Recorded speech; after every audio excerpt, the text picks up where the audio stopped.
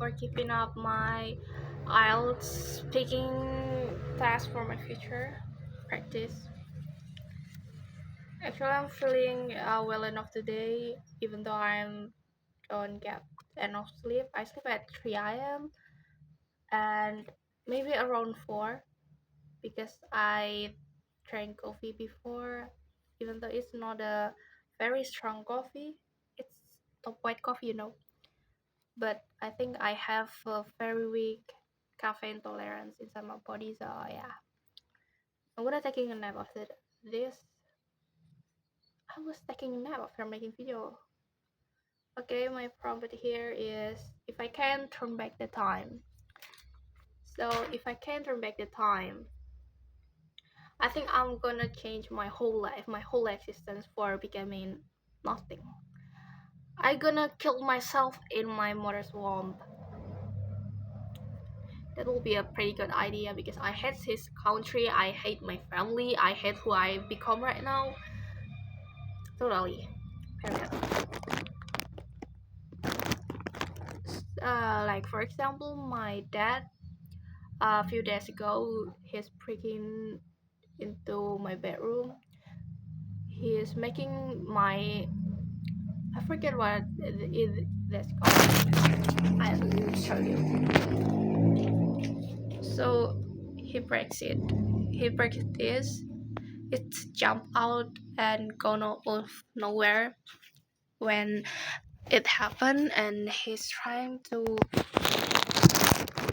hit me with a drink bottle.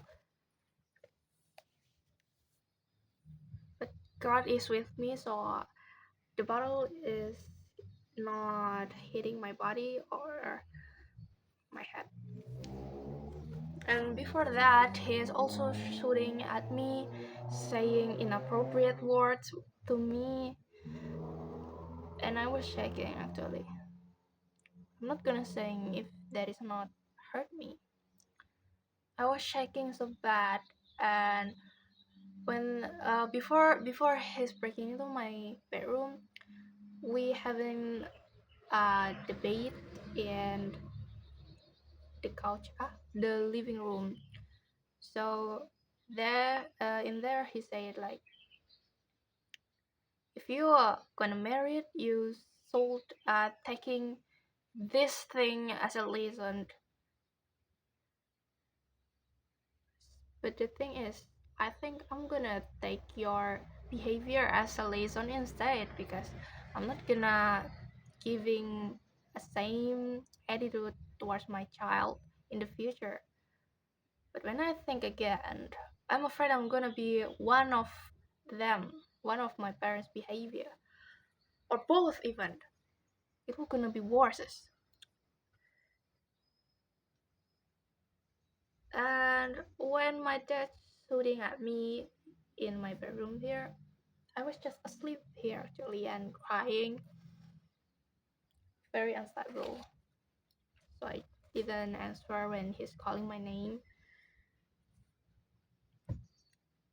He's still shooting at me. He's keep saying inappropriate words. He's pushing me down.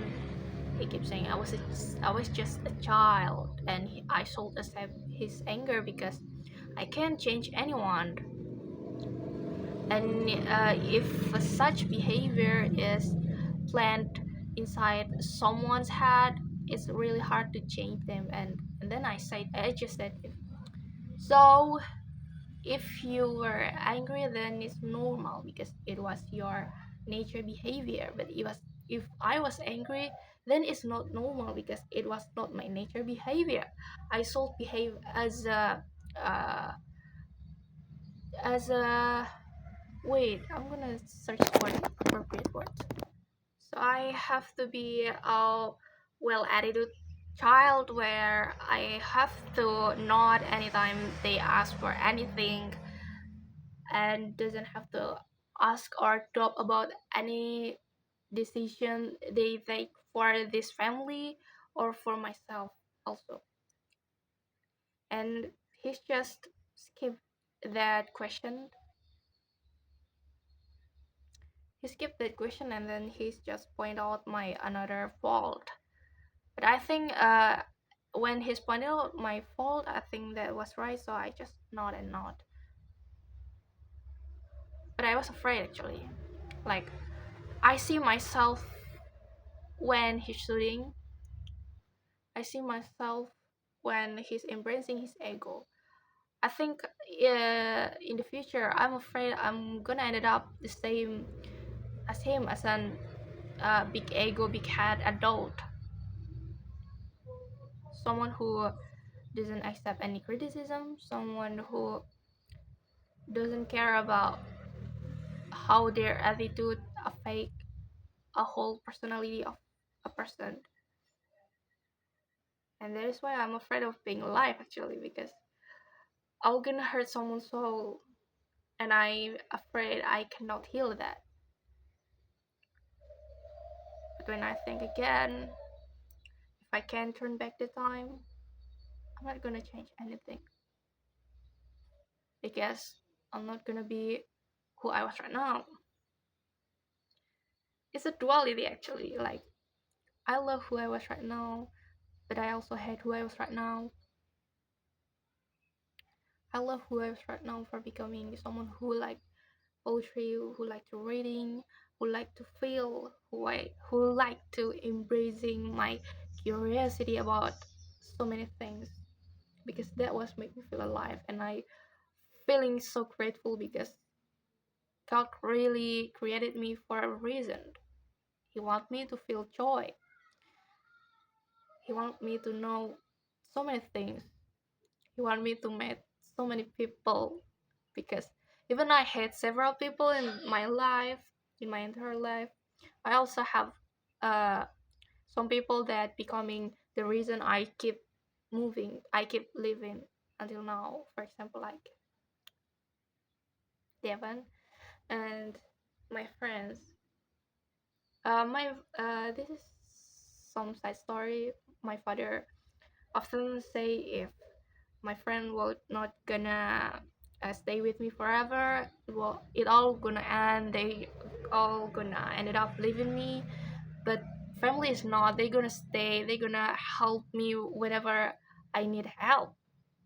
But in fact, it's not. Like I cried several times, and the only person that ever know my problem is my friends.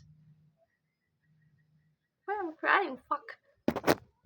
Even my parents didn't know what I have endured for my entire teenage era. They don't know if I have some major trauma back then, until I tell them myself when I ready enough. When I say I'm gonna plan to taking uh, school abroad. So I think that is the beauty side of life, where the perfection is pulled out from the imperfection. Because the way my friends love, it isn't perfect either. We having some uh, problem, but we also having some joy too. So it's all worth it. It's all worth it. Because wait, I'm being dramatic. What? Because even though I hate my father, he's also the one who introduced me to reading. He's bought me a Bobos magazine that I was still really grateful to have until now. He's the reason I collect horror comics, that leading me to writing creepypasta back then. And that is such a wonderful experience, because I met so many good people after I decided to be a writer. Without him, maybe I'm not gonna be who I was right now.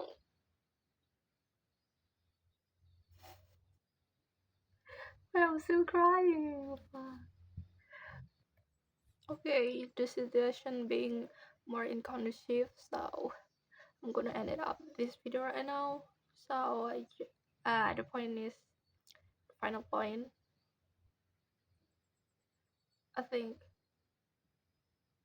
life is very messy, but it's not worth it. It's not worth it to meet you.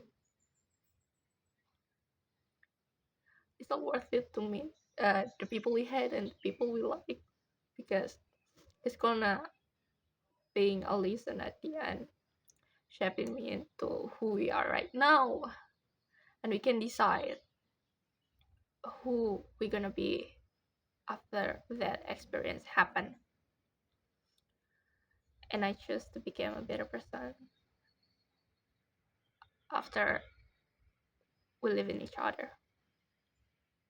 You know what I mean? You know what I mean? Thank you.